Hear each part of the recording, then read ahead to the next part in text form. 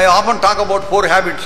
4 అలవాట్లను గురించి ఎక్కువగా తరచుగా చెప్తుంటాను. Believer must have ఒక విశ్వాసి కలిగి ఉండాల్సిన అలవాట్లు. Habit of meditation. మొట్టమొదటిది ఆ వాక్యము ధ్యానించే అలవాటు. Why are you standing there? Who is that boy? ఆ బాబు పైన ఎందుకు నిలబడ్డాడు ఒక్కడు? ఏంటి happening here? Habit of meditation. దేవుని వాక్యము ధ్యానించేటటువంటి అలవాటు.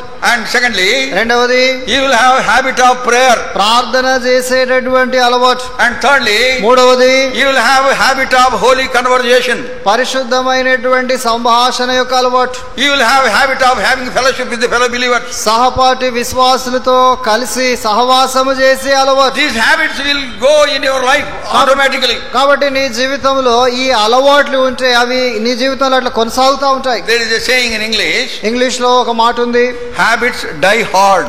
అలవాట్లు అనేవి ఊరికే పోవు, పోనే పోవు, అవి పోనే పోవు, అట్లే ఉంటాయి. Arvindam had a habit of putting his little finger in the ear.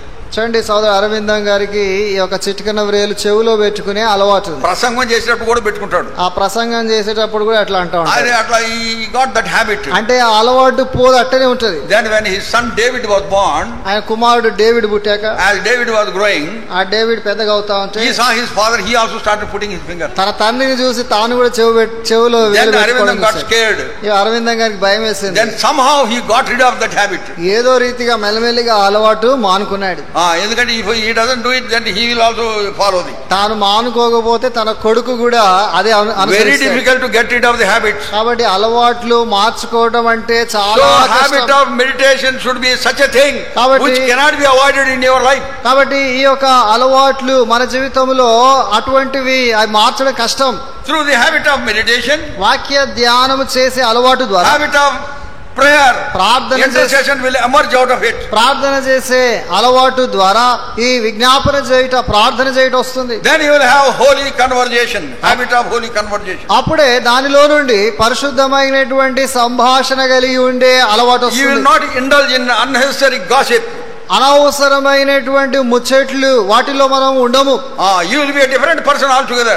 నీవు పూర్తిగా ఒక భిన్నమైన వ్యక్తిగా ఉంటావు. And also you will have urge to have fellowship with the fellow believers. దాని తర్వాత సహపాఠి విశ్వాసులతో సహవాసం చేయాలన్న కోరిక పుడుతుంది. That would become a habit for you. అది కూడా నీకు ఒక అలవాటుగా మారుతుంది. So that is how the prayer should be a habit in our life. కాబట్టి ఆ రీతిగా ప్రార్థన అనేది మన జీవితంలో ఒక అలవాటుగా ఉండాలి. In the book of Isaiah, యెషయా గ్రంథంలో we find in 43 verse 22, 43:22 లో చూస్తాము.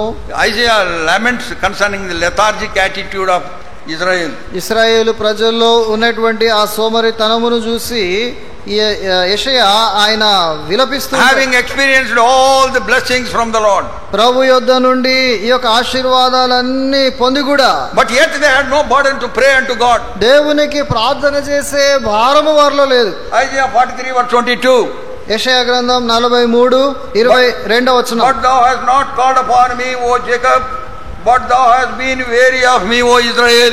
యాకోబు, నీవు నాకు మొరపెట్టుట లేదు, ఇశ్రాయేలు నన్ను గూర్చి నీవు విసిగితివి కదా. O Jacob, you have not been calling upon me. ఓ యాకోబు, నీవు నాకు మొరపెట్టుట లేదు. O Israel, thou hast become weary of me. ఓ ఇశ్రాయేలు నన్ను గూర్చి నీవు విసిగితివి కదా. That is the situation of many believers' lives. చాలా మంది విశ్వాసుల యొక్క జీవితాలు ఇట్లే ఉన్నాయి. When did you last pray? చివరిసారిగా నీవు ప్రార్థన చేసింది ఎప్పుడు? ఎప్పుడు? అన్నం తినేటప్పుడా? అన్నం తింటప్పుడా? ఉడతా భక్తి, అది Udatha భక్తిలా. You close your eyes for some time and pray.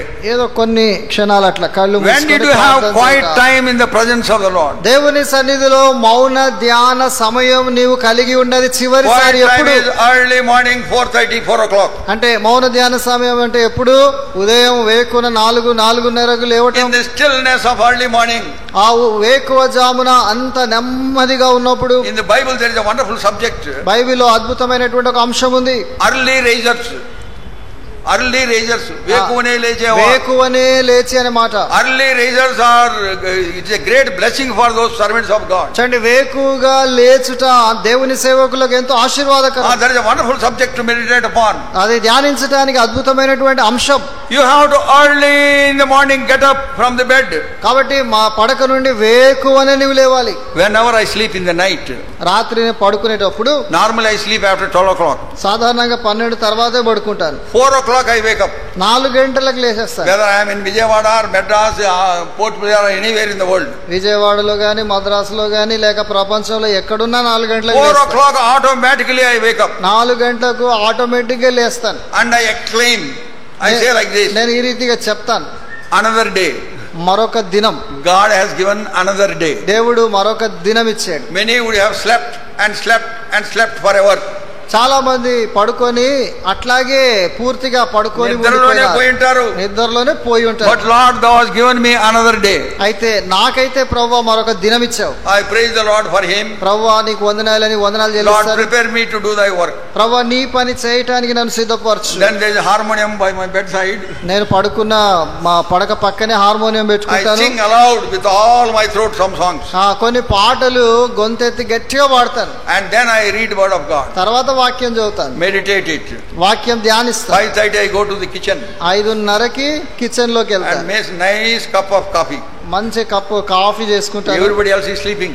అందరూ నిద్రపోతుంటారు. And then come back to my room. మళ్ళీ గదికి వస్తాను. Have that coffee. కాఫీ తాగి and continue my meditation. నా వాక్య ధ్యానాన్ని కొనసాగిస్తాను. If you can get up early morning, నీవు వేకువనే లేవగలిగితే, I want to tell you on the authority of the word of God, you will have a very good day that day. దేవుని వాక్యము ఆధారంగా మీకు చెప్పేది ఏంటంటే ఆ దినమును ఒక మంచి దినముగా నువ్వు కలిగి ఉంటావు. Early morning.